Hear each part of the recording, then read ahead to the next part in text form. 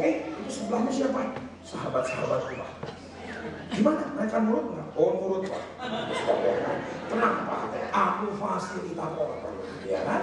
Dan saudaraku, selesai itu yang namanya camp. Setelah itu ada diskusi kelompok. Setelah diskusi kelompok, mereka yang dipulihkan luar biasa oleh Allah, mereka harus memberikan kesaksian. Saudaraku, ini yang mencelikan saya. Saudaraku, apa yang mencelikan saya? Saudaraku, dari 10 orang yang bersaksi di depan, 8 kepahitan oleh Bapak. Dari 10 saudaraku, yang kepahitan berapa? 8. Mayoritas. Tuhan tuh ngomong dalam roh saya bahwa banyak bapak-bapak menghamilkan hal yang salah kepada keluarga. Bapak mau ngomongnya? Banyak bapak-bapak itu mempengaruhi anaknya itu dengan hal nilai-nilai yang salah. Padahal saudaraku, ragi yang ada dalam kehidupan kita bukan ragi yang datang dari setan. Setuju dengan saya? Ragi saudaraku yang datang di dalam kehidupan kita, yang masuk dalam kehidupan kita. Perhatikan ayat yang di bawahnya, ayat yang ke-21, itu adalah ragi saudari. Ayat yang ke-21, juga orang tidak dapat mengatakan, lihat, ia ada di sini atau ia ada di sana, sebab sesungguhnya kerajaan Allah ada di antaramu. Tolong dengan cepat, Alkitab bahasa Inggris dari King James Version. Ayat yang ke-21, Alkitab berbahasa Inggris, saudaraku, kerajaan Allah bukan ada di antaramu. Perhatikan, Alkitab berbahasa Inggris, Lukas 17, ayat yang ke-21. Dengan jelas berkata, the kingdom of God. Come on. Ayat yang ke-21. Ya, ngeliatin gue lagi. Ngapain lagi ngeliatin gue? Behold, the kingdom of God is within you. Bukan di antaramu, kerajaan sorga ada di dalammu. Kalau kerajaan sorga ada di dalammu, maaf saudaraku, tidak akan pernah 8 anak kepahitan ke bapaknya. Setuju? Ada yang dihamilkan, pasti bukan kerajaan Allah. Yang dihamilkan adalah daging semata. Saya berdoa sungguh saudara. Kenapa saya tertempat dan oleh Tuhan bilang begini, bisa cepat kamu bikin ibadah pria. Jangan terus bikin ibadah anak muda. Karena ayatnya, Tuhan memberikan roh Elia kepada Yohanes. Untuk apa saudaraku? Memulihkan hati bapak-bapak kembali kepada anak-anaknya. Setuju dengan saya? Oh iya, ayatnya begitu. Maaf saudaraku, bapak-bapak gak ada yang mau konseling sama saya. Mau konseling apapun, kalau konseling sama saya, dulu yang salah. Oh, ya, itu istri saya mau ya, Pak. Itu karunianya aduh, Pak, hebat, Pak. Itu ngomongnya aduh, Pak. Aku selalu bilang gini, kalau bagaimanapun juga pasti bapaknya yang salah. Pasti pria yang salah. Setuju dengan saya? Pada bisa ada bilang ini yang salah Hawa. Hawa bilang yang salah ular. Untung ular gak bisa ngomong. Betul gak?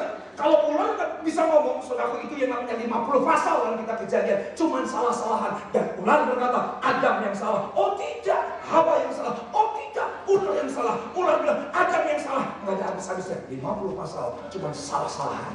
Untung ular gak bisa ngomong. Jadi gak saya? Coba saudaraku, kalau ada bilang gini, Tuhan ampuni saya. Tuhan ampuni. Beres urusan gak serempet sekarang. Cuma gara-gara Adam tinggal bilang sorry. Gua minta maaf. Gua nggak ngerti. Gua minta maaf. Tuhan ampuni nggak? Pasti Tuhan ampuni. Ngeyelnya itu para pria. Hawa yang salah. Hawa bilang ular yang salah. Untuk ular gak bisa ngomong. Saudara, setelah tes tinggi standar, aku colek isinya. Oke. Kamu bener, kamu gak punya kepahitan sama papa. Oh. Beneran, Kisya gak punya ganjelan sama papa. Aku gak pengen Kisya nanti hidupnya susah gara-gara papa. Gak pengen. Keke, beneran papa gak pernah nyakitin hati Keke. Enggak, yang mana ya Pak ya? Aduh kayaknya enggak. Kamu tuh bilang gini, Keke, aku tanya ya, kapan terakhir dimarahin mama? Kapan? Wah, aku tambah lupa ya Pak. Aku nggak tahu, padahal suatu baru 2 hari sebelumnya ibu. Tapi dia bisa lupa ya. Saya tanya sama Keisha, Keke ingat gak kapan terakhir dimarahin mama? Oh ingat, 5 tahun yang lalu. Loh kok bisa ingat yang 5 tahun yang 2 hari lupa? Kenapa tidak saudaraku? Hati-hati pada bapak, apa yang sudah hamilkan dalam perkawinanmu, hati-hati. Hati-hati. Apa yang sudah hamilkan kepada anak-anak? Apa yang sudah hamilkan kepada perkawinanmu? Hati-hati. Setuju? Anak kita saudaraku, mungkin saat hidupnya bisa lupa sama bapaknya. Kejadian 5 tahun yang lalu, saudaraku, jam kesayangan saya diambil sama Keisha, dibanting. Dia gue cubit tangannya, sekali-kalinya gue cubit, kok ya dia inget. Saudara nggak? Nggak nggak? Itu bisa jadi pengaruh. Kemarin saudaraku Steven ngasih email ke aku. Aku baca, rasanya pernah baca gitu. Ya memang saya pernah baca, nggak ada wahyu sama sekali. Saya ingin tunjukkan kepada saudara. Sekarang, tolong, selalu ada penelitian di Amerika. Ketika itu ada 2 orang saudaraku diteliti. Mereka hidup di tahun 1800. Bukan ini. Ngapain yang dilihat komi? Oke. Ada 2 orang diambil, diselidiki. Orang yang pertama namanya Pak Max. Saudaraku, ini hidup di tahun 1800. Diselidiki saudaraku, apa yang terjadi dengan generasi keluarga yang ada di bawah Pak Max. Dari 1200 keturunannya. Tolong perhatikan, Pak Max ini pemabuk, penjudi, ateis. Bidinya Odowai juga ateis. Artinya mereka berdua tidak kenal Tuhan. Disurvei 1200 saudaraku, ini namanya keturunannya seperti apa? 440 orang kelakuannya dugem, 310 orang gelandangan dan pengemis, 190 orang pelacur, 130 orang narapidana di beberapa penjara negara bagian Amerika, 100 orang dirawat di panti rehab alkoholik, 60 orang penderita kleptomania, tukang nyuri, 55 orang diperkosa di jalan, 7 orang jadi pembunuh berdarah dingin. Siapa yang setuju dengan saya? Ini ragi duniawi yang dihamilkan. Tangkap? Ini ragi duniawi yang dihamilkan. Maaf loh saudaraku, tindakan saudara hari ini itu menentukan generasi yang di bawah saudara. Kalau anakmu liatin bapakmu dan ibumu berantem terus, eker-ekeran, banting-bantingan, saudara itu menghamilkan generasi yang di bawah. Capek. Gak pernah akur sama suami, gak pernah akur sama tetangga. Saudara-saudara, itu mempengaruhi kejiwaan generasi yang di bawah. Mengerikan ya. Makanya saya buat ibadah para pria. Tolong catat para pria, 30 Juli ketemu saya lagi di tempat ini, kita ibadah pria lagi. Kita akan bukaan antar pria. Jadi sebenarnya, dan saya begitu yakin ketika pria-pria saudara dijamah oleh Tuhan di gereja ini, generasi daripada gereja ini, kita akan melihat gilang gemilang di hadapan saudara. Yang menentukan siapa? Bapaknya. Bapaknya mencuri, berarti kan saudara urutan. Bapaknya saudara ateis, lihatin saudara. Bapaknya tukang zina, berarti kan saudara. Akibatnya luar biasa. Hati-hati. Dan satu contoh yang terakhir, saudaraku, seorang hamba Tuhan, Jonathan Edwards. Jonathan Edwards itu kalau khotbah aneh menurut saya. Kenapa saudaraku aneh? Dia kalau khotbah 1 jam, saudaraku dia persiapan sedemikian rupa, dia tulis pakai tangan. Setelah dia tulis pakai tangan, saudaraku khotbahnya maaf loh, nggak sebagus saya. Saya jauh lebih bagus, saya bisa yakini. Kenapa saudaraku? Dia kalau khotbah, apa yang dia tulis dia baca. Ketika dia baca kesembuhan terjadi, dia cuma baca doang. Nggak ada saudara. Lihat tangan saya yang sudah dia katakan yes, tidak ada. Tidak ada kayak begitu. Baca aja.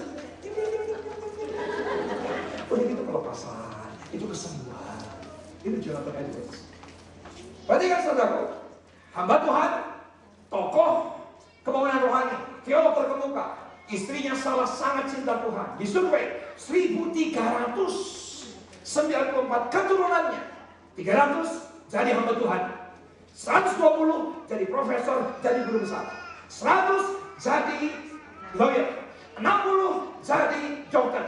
30 jadi hakim, jadi jaksa federal. 13 jadi rektor universitas. 397 menjadi pemilik pabrik, bisnismen yang berhasil.